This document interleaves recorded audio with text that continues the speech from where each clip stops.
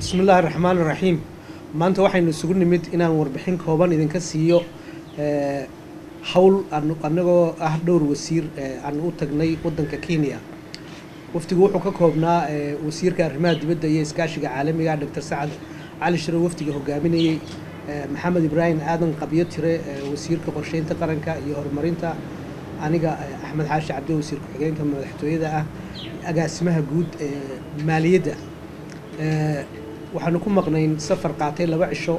ilaa 3 shir ayaanu soo galay 2 cisho. waxaanu runtii shirarkaasna waxay ku saabsanaayeen arrimaha siyaasadda, mashruuca horumarinta, arrimaha abaaraha,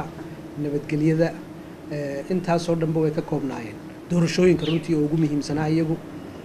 maalintii aan tagnay ugu horeysay waxaanu galnay shirkii ugu muhiimsanaa. runtii wuxuu ahaa shir aad iyo aad u ballaaran oo ay ka soo qayb galeen safiiro badan oo runtii ah daneeyayaasha ama partnerskeena ama wadaagayaasha inala wadaaga arrimaha doorashooyinka iyo horumarintaba. ay kamid ah kow ka ahaayeen safiirka Daanishka ee Kenya u fadhida oo iyadu shirka lagu qabtay safaaradooda. waxaa joogay wasiir ku-xigeenka safiirka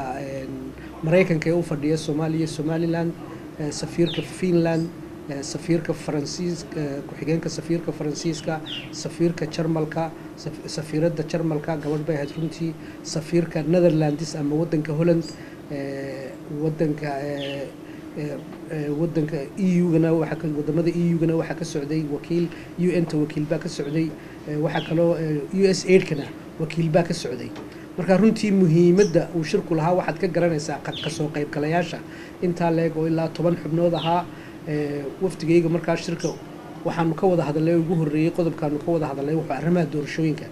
runtii sidaa ka warqabtaanba wadamada inaga caawiya doorashooyinka iyo ama deeqaha caalamiga ah had iyo jeer waxay daneeyaan doorashooyinka, qabsoomidda doorashooyinka, taasoo ay dawladuna la wadaagto in doorashooyin la qabto runtii oo si dimuqraadiya dawlad lagu soo doorto ay timaado Somaliland. sababtaa waxaynu dheernahay wadamada badan oo inagu xeeran waxa weeye doorashooyinka oo aynu magac ku yeelanay. marka waxay ka muujiyeen walaaca maaragtay dib u dhacyadii hore inoo soo maray iyo tii imikaba iyo tan waqtiga cusub ee la qabtayba haddii la yiraahdo inay muddadooda ku qabsoomayso. runtii markaanu aad u wada hadalay waxaanu ku qancinay marka ugu horeysay kow dawladda inay maaragtay ka go'an tahay inay doorasho dhacdo oo waqtigaa ay marka horeba gogasho ugu fidisay 3 xisbi qaran ay ku heshiiyeen waqtigaa inay ka go'an tahay dawladdu inay qabsoonto ciddii ay khusaysay sida golaha guurtidana oo loo gudbinayo hadda warqadeedii la qoray. insha Allah maantaba loo gudbiyay saan filayo. dawladdu hataa ka hawl gashay inay kala hadashay shir guddoonka iyo sidii maaragtay waqtigaa la isla gaadhay haddii la yiraahdo iyagoo iskale golaha guurtidu go'aanka kama dambayska waqtiga doorashada la qabanayo ama cayimaadeeda. haddana dawladdu iyo xukuumaddu waxay ka hawl gashay siday ugu qancin lahayd inay tixgeliyaan go'aanka ay wada gaadheen 3 xisbi qaran iyo xukuumadduba. taa waanu u sheegnay wadamadaasi inay naga go'an tahay aanu ka shaqaynayna hawshaasi siday u fuli lahayd. waxaa kaloo nuu sheegnay wixii dhaqaale dawladda ku xidhnaa inay bixisay, waxaasoo dhammaana ay caddaynayaan sida ay xukuumadda uga go'an tahay inay doorasho dhacdo waqtigaa loo cayimay. runtii iyaguna markii dambe way nala qaateen waxaananu go'aan ku wada qaadanay in laga wada shaqeeyo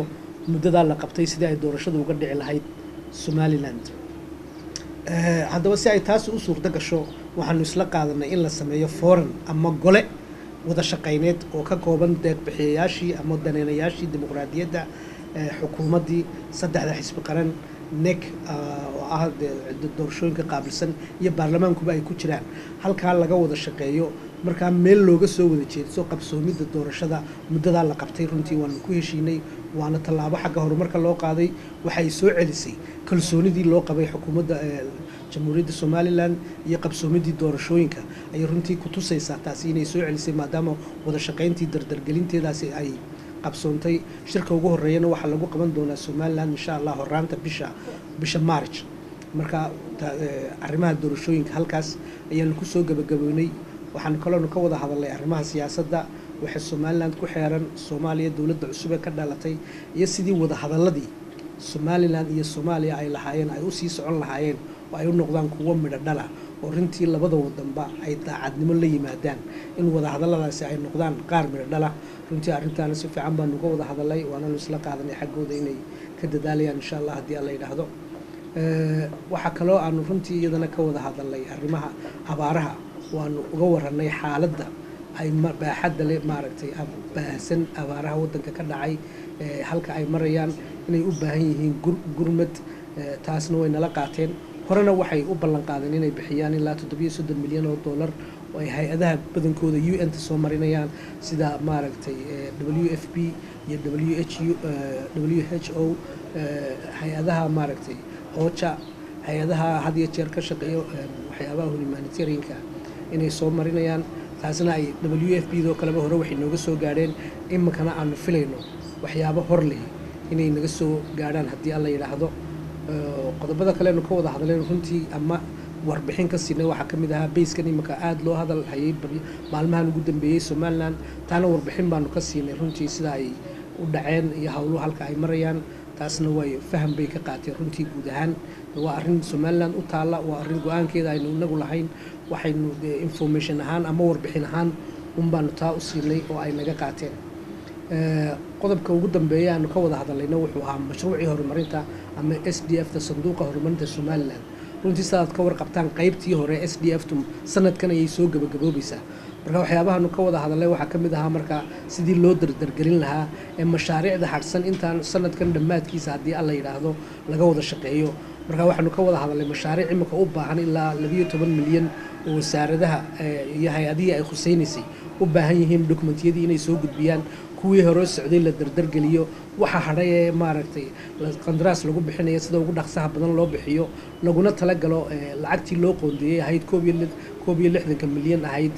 loo qoondeeyay sanadkan horumarinta inay runtii sideedii loo isticmaalo oo maaragtay had iyo jeer hay-aduhu marka ay wax ku siinayaan haddii aanad isticmaalin waxay saameyn ku yeelataa sanadka dambe oo waxaa loo arkaa awooddaadii isticmaalku inaanay badnayn marka had iyo jeer xukuumaddu waa inay ka dadaashaa iyo wasaaradaha iyo hay-adaha dowladdu inay isticmaalaan wixii loo qoondeeyey muddadii loogu talagalay taana xukuumad ahaan waa ka dadaalaynaa wasiirkii qorsheynta oo hawl kale u hadhay iminka marka uu yimaado